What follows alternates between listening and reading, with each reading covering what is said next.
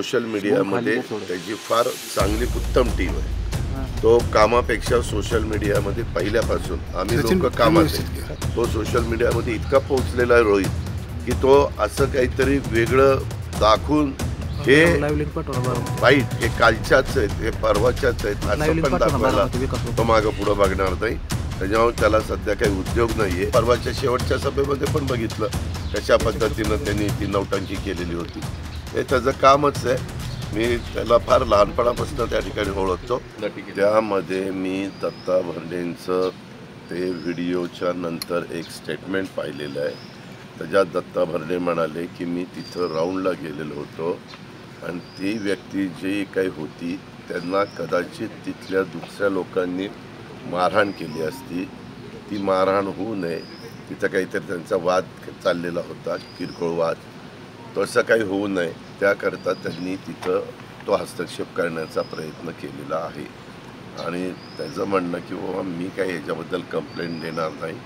ज्यांनी कुणाला कंप्लेंट द्यायची असेल तर त्यांनी कंप्लेंट द्यावी। ती ऑलरेडी कंप्लेंट दिली अशी माझी माहिती आहे आणि त्याबद्दल मी स्वतः मला जे काही असेल ते उत्तर मी वकिलाच्या मार्फत देईल असं त्यांचं म्हणणं आहे। मी आज बघितलं काही ठिकाणी तर म्हणजे आपल्या महाराष्ट्रात असं कधी घडलेलं नव्हतं, परंतु धाराशिवमध्ये तर चाकूनी बोक्साबोक्षी झाल्याचं बातमी आहे। त्यात काही ठिकाणी मतदानाच्या वेळेस एखादी व्यक्ती दगावली अशी पण बातमी आहे। त्या बातम्या सुसंस्कृत महाराष्ट्राला अजिबात न शोभणारे आहेत आणि ह्याच्यामध्ये सर्वच राजकीय पक्षांनी लक्ष दिलं पाहिजे। कोण कार्यकर्ते काय करते हे जरा नीटपणे त्या ठिकाणी पाहिलं पाहिजे। आम्ही अनेक वर्ष निवडणुका लढवतोय, जवळपास 35 वर्ष झाली मी ह्या निवडणुकीमध्ये आहे। 35 वर्षामध्ये असले प्रकार कधी पाहायला मिळालेले नव्हते। परंतु दत्ता भरणेंनी सांगताना असं सांगितलं की मी जर तिथं गेलो नसतो, हस्तक्षेप केला नसता तर तिथं वेगळं काहीतरी घडलं असतं असं त्याचं म्हणणं आहे। सातत्यानं रोहित पवारांकडून काही व्हिडिओ ट्विट केले जात आहेत। त्यामध्येच मी सांगतो त्यांनी जे काही उत्तर दिलं त्याच्याच बद्दलचं मी बोलतोय की जे काही त्यांनी तिथं झालं नाट्य त्याच्यानंतर त्यांनी जे मी जसं आपल्याशी बोलतोय तशा प्रकारे त्यांनी त्यांचं स्टेटमेंट केलेलं आहे की मी त्याच्यामध्ये जर तिथं गेलो नसतो तर काहीतरी वेडवाकडं घडलं असतं। ते व्यक्ती कमी होते संख्येने आणि त्याच्यामुळे तिथं आकरीत घडलं असतं असं तिथं म्हणणं। लाईव्ह फ्रेम द्या ना, अजित पवार बोलतायत बारामती।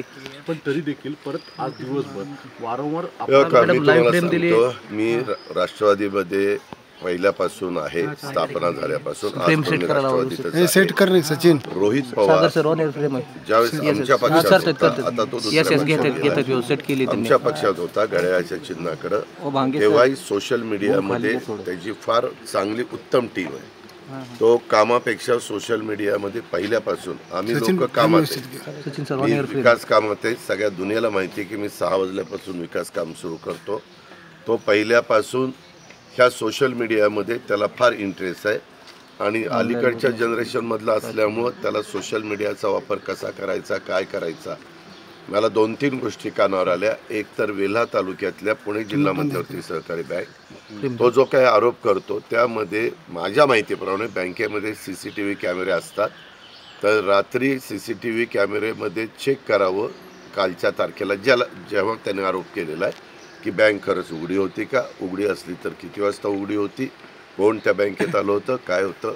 तो सोशल मीडियामध्ये इतका पोहोचलेला आहे रोहित की तो असं काहीतरी वेगळं दाखवून हे वाईट हे कालच्याच आहेत हे परवाच्याच आहेत असं पण दाखवायला तो मागं पुढं बघणार नाही। त्याच्यामुळे त्याला सध्या काही उद्योग नाही आहे।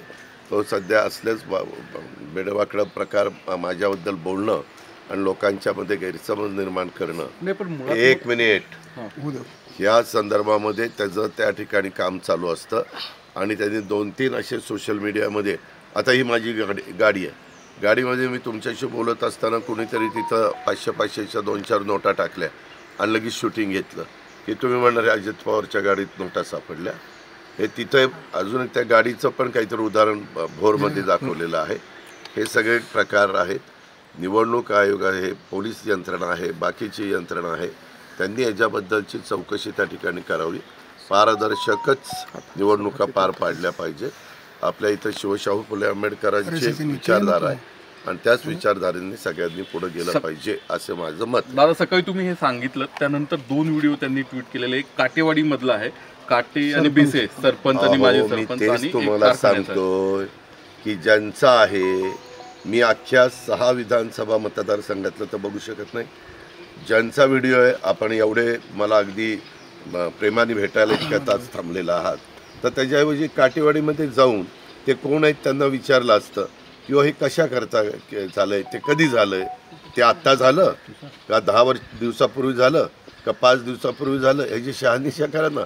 मी मगाशीच तुम्हाला सांगितलं, सध्या रोहित पवारांचं एकमेव काम आहे सोशल मीडियाच्या माध्यमातून वेगवेगळ्या पद्धतीनं गैरसमज पसरवणं, सतत ट्विट करणं. ट्विट करून आपण परवाच्या शेवटच्या सभेमध्ये पण बघितलं कशा पद्धतीनं त्यांनी ती नौटंकी केलेली होती. हे त्याचं कामच आहे. मी त्याला फार लहानपणापासून त्या ठिकाणी ओळखतो आणि त्याच्यावर मला त्याबद्दल जास्त काही बोलायचं नाही. तुम्हाला जे काही तो दाखवण्याचा प्रयत्न करतो त्याच्यातली जर कुणी माणसं तुम्हाला दिसत असतील तर तिथं जावा, त्या माणसांना विचारा, त्यांना प्रश्न विचारा आणि त्या पद्धतीनं दूध का दूध पाणी का पाणी होईल. राज्यांमध्ये मतदान 46%, 44%, 42%, इव्हन आपल्याही महाराष्ट्रामध्ये 38%, 36% अशा प्रकारचं मतदान होतं. परंतु माढा लोकसभा आणि बारामती लोकसभा मतदारसंघात मला वाटतं सगळ्यात कमी 1 वाजेपर्यंत माढा लोकसभा मतदारसंघ आहे आणि जवळपास त्याच्याजवळच पण थोडा माढाच्यापेक्षा जास्त बारामती लोकसभा मतदारसंघ आहे. उन्हाची तीव्रता जरी असली तर कुठंतरी आमच्या महायुतीचे पण आणि समोरच्या उमेदवारांचे पण, जेवढे उमेदवार उभे आहेत तेवढे त्यांचे सगळेच कार्यकर्ते मतदारांना बाहेर काढण्याच्या करता कमी पडलेले दिसत आहेत आत्तापर्यंतच्या एकंदरीत मतदानाच्या टक्केवारीवरून. आणि दुसरी गोष्ट, या संदर्भामध्ये मतदारांना पण जागृत करण्याचं काम निवडणूक आयोगाने, म्हणजे त्यांनी स्वतः प्रत्येक मतदाराला त्यांचे हे असतात ना स्लिपा पण दिल्या गेलेल्या होत्या. मोबाईलवर पण त्यांना सांगण्यात आलं होतं तुमचं मतदान कुठं आहे, अनुक्रमांक काय आहे, वगैरे वगैरे. त्याच्यामुळे त्यांनी पण सगळ्यांनी प्रयत्न केला. जेवढे जवळपास 38 का 37 किती राजकीय उमेदवार उभे आहेत त्या उमेदवारांच्या पण सगळ्यांनी प्रयत्न केला, पण मताची टक्केवारी घसरलेली आहे. हे 100% खरं आहे. तिसऱ्या फेजमध्ये आता 3 जागा राष्ट्रवादी लढवत आहे. तिन्ही ठिकाणची परिस्थिती आढावा घेतलाय का? तू इथे आहे ना सचिन, थोडं लांबून का? सागरजी, आपण मला हे कळत नाही, जोपर्यंत संध्याकाळचं 6 पर्यंत मतदान पूर्ण होत नाही तोपर्यंत आढावा कशाचा तुम्ही घेणार आहे? आढावा कशाचा घेणार आहे? असं काही तुम्ही उद्या मताला चालला म्हणजे तुम्ही किंवा इथं असणारे सगळे मीडियाचे लोक कुणाला मतदान करणार आहेत ते काही सांगणार आहेत? त्या संदर्भात प्रत्येकजण आपापलं काम करत असतं. आम्ही निवडणुकीच्या आचारसंहितेचं नियमाचं पालन करून जेवढ्या काही गोष्टी लोकांना सांगायच्या होत्या, मतदारांना सांगायच्या, सभेच्या माध्यमातून, रॅलीच्या माध्यमातून, रोड शोच्या माध्यमातून, वेगवेगळ्या वक्त्यांच्या सभांच्या माध्यमातून, पेपर न्यूजच्या माध्यमातून, तुमच्या मुलाखतीच्या माध्यमातून त्या सगळ्या सांगण्याचा प्रयत्न सर्वांनीच केलेला आहे. आता मतदार त्याबद्दलचं ठरवेल किंवा कुणाला मतदान करायचं. आणि ह्याचा कुणी काही अंदाज बांधले तर त्या अंदाजाला काही अर्थ नसतो. ते 4 तारखेलाच आपल्याला कळतात. हे उगीच आपण मनाची समजून घालतो ते असं होईल तसं होईल. माझा अजूनही प्रयत्न आहे, आता मी इथनं पूर्ण चाललो आहे, किंवा जे काही आमचे प्रमुख सहकार्य अजूनही राहिलेल्या तासामध्ये सगळ्यांनीच मताची टक्केवारी वाढण्याच्या करता मतदारांना मतदान केंद्रावर आणण्याच्यापर्यंत इव्हन अशी पद्धत आहे की 6 वाजेपर्यंत जरी मतदान संपलं तरी लाईनमध्ये उभे असणारे, जर लाईन मोठी असेल तर ती 7 वाजेपर्यंत देखील त्यांचं मतदान घेतात, ती लाईन संपेपर्यंत. पण 6ला जे तिथं उपस्थित असतील त्यांच्या सगळ्यांचं मतदान घेतलं जाऊ शकतं. हे आजपर्यंतचा माझा अनुभव आहे. त्याच्यामुळं आम्ही पण तो प्रयत्न करणार आहे. कदाचित समोरचे पण ते प्रयत्न करतील. दादा, सुप्रियाताई तुम्हाला भेटल्या, घरामध्ये आल्या होत्या सकाळी या काय ठिकाणी झालं? येऊन. काय नाही मला नाही माहिती. काही वेळापूर्वी येऊन गेले. नाही, सकाळी ते इथे आल्या, आतमध्ये गेल्या आणि त्यानंतर त्यांनी माध्यमांना असं सांगितलं की त्या काकींना म्हणजे तुमच्या आईंना भेटण्यासाठी आल्या होत्या. तर तुम्ही घरामध्ये होता त्यावेळी तुमची भेट झाली? नाही मी नव्हतो. अच्छा, तुम्हाला त्यांचं माहिती असं आहे त्या म्हणणं येऊन होतं की- केलं? तुम्हाला कळलं किंवा माहिती आहे त्या येऊन केलं? नाही हो, मला नाही, नाही. माध्यमांनी त्यांना विचारलं की तुम्ही अजित पवारांच्या घरी कसे काय आला, तर त्यांचं उत्तर होतं की हे अजित पवारांचं घर नाही, आमचं घर आहे, मी पण इथे लहानाची मोठी झाली. ठीक आहे, त्यांना जे वाटतं ते त्यांनी बोलून दाखवलं, त्याच्यावर मला पण प्रश्न कशाला विचार. नाही दादा, यासाठी विचारतोय की याचा काही परिणाम मतदारांमध्ये होईल असं तुम्हाला वाटतं का का? बारामतीचे मतदार असे काही कोणी आणलं कुणी भेटलं त्याच्यावर मतदान करत नसतात. ते फार विचारांती मतदान करत असतात. ही गोष्ट आपण लक्षात घ्या. ठीक आहे, असं माझा जो अनुभव आहे तो, बाकीकडे काही तसा प्रश्न बाहेरच्या तालुक्यात येत नाही, परंतु माझा जो बारामतीचा अनुभव आहे तो बघता बारामतीकर त्यांच्या सद्विवेक बुद्धीला स्मरून मतदान करतात. दादा, आज मतदानाचा दिवस आहे, खूप धावपळीचा दिवस आहे. तुम्ही दिवसभर घरीच होता, तुम्ही निश्चित आहात या सगळ्या आपल्याला विजयाविषयी? काय त्रास होतो म्हणजे विजयाविषयी निश्चित आहात? एक मिनिट, मी काय करावं तो माझा अधिकार आहे. तुम्ही बाकीच्यांनी त्याच्यात नाक खुपसायचं काही दादा, कारण पण नाही. सुप्रिया सुळे पुन्हा नाती गोती जपण्याचा एक भावनिक आव्हान जे आहे ते मी भेटीगाठी पहिल्यापासून आपल्याला सांगतोय, माझ्या मतदारांना सांगतोय, आमच्या सगळ्या सहकाऱ्यांना सांगतोय ही भावकी गावकीची निवडणूक नाही, ही देशाचं भवितव्य ठरवणारी निवडणूक आहे. केंद्राचा निधी मोठ्या प्रमाणात आणणारी निवडणूक आहे. त्याकरता जनतेने त्यांच्या सद्बुद्धीला स्मरून मतदान त्या ठिकाणी करावं आणि लोक सगळीकडं करतायत असं माझं स्वतःचं मत आहे. दादा, पवार साहेब मधल्या सांगता सभेच्या दरम्यान खूप अशी त्यांची प्रकृती अस्वस्थ जाणवलं आणि त्यांची म्हणजे तब्येत थोडीशी खालावलेली जाणवली आणि ते व्हिडिओज पण त्याचे बरेच काही समोर आले. सभा जास्त मी केल्या, जर प्रचार असतो जास्त केला. त्यांच्याबरोबर तर मागे 2004ला अशाच प्रकारचा प्रसंग आलेला होता. आम्ही आर पाटील, भुजबळ साहेब, जयंत पाटील, दिलीप वळसे पाटील, विजयसिंह मोहिते पाटील, मधुकर पिचड, पदमसिंह पाटील, प्रफुल्ल पटेल, सुनील तटकरे, आम्ही सगळ्यांनी साहेबांना सांगितलं तुम्ही पहिल्यांदा तुमच्या तब्येतीची काळजी घ्या. तुम्ही त्यांनी भाषण पण केलं, सरसेनापती यावेळेस नाही आहे, सैनिकांनी लढाई करायची आणि आम्ही सगळ्या सैनिकांनी लढाई ती केलेली होती.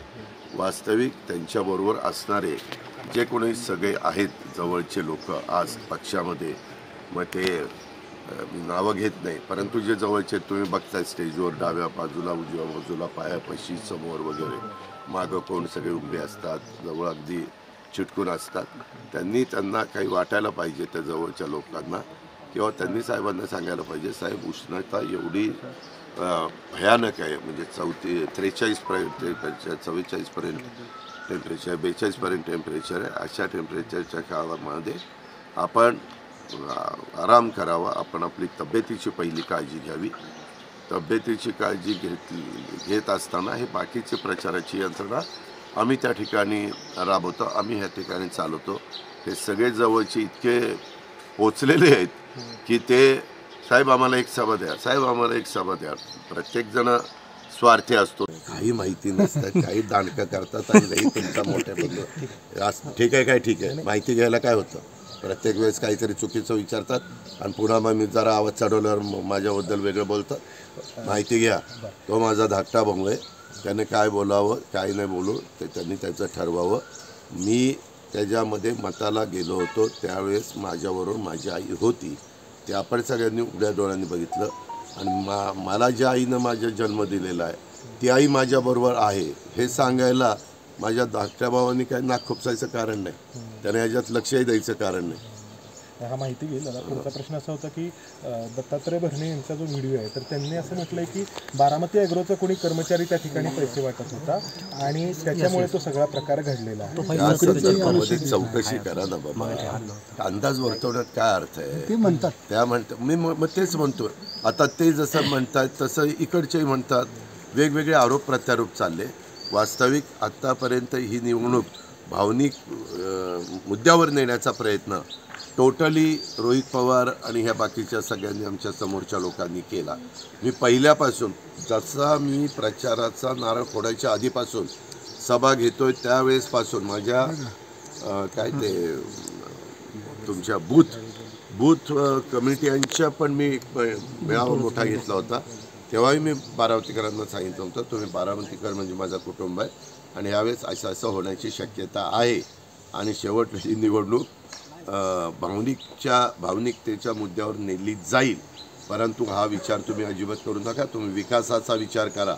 बारामतीमध्ये सकाळपासून उठून काम करत जेव्हा मी असतो त्यावेळेस मी काय काम करतो, कसं काम करतो, लोकांना कसं भेटतो, प्रश्न कसे सोडवतो, ह्या सगळ्या गोष्टीचा आणि इतरांचा विचार करा. इतर कोण विकास कामाला महत्त्व देतं, इतर कोण वेळ देतं, इतर कोण लोकांच्यामध्ये सतत संपर्क ठेवतं, ह्या सगळ्यांच्याच बाबतीत माझ्या एकट्याच्या बाबतीत नाही, जेवढे राजकीय पक्ष आहेत आणि जेवढे राजकीय नेते आहेत आणि त्याचे कार्यकर्ते आहेत सगळ्यांनीच त्याबद्दलचा विचार करावा बारामतीकरांनी, असं मी आवाहन केलेलं आहे. दादा, निवडणूक अधिकारी जे आहेत किरण कुलकर्णी यांनी तुम्हाला आणि चंद्रशेखर बावनकुळे यांना एक नोटीस बजावलेली आहे की तुमची वक्तव्य जी होती मतदान आपल्या माहिती करता सांगतो, मला आत्तापर्यंत 3 नोटिसा आलेल्या आहेत. त्या 3 नोटिसांचं उत्तर दिलेलं आहे.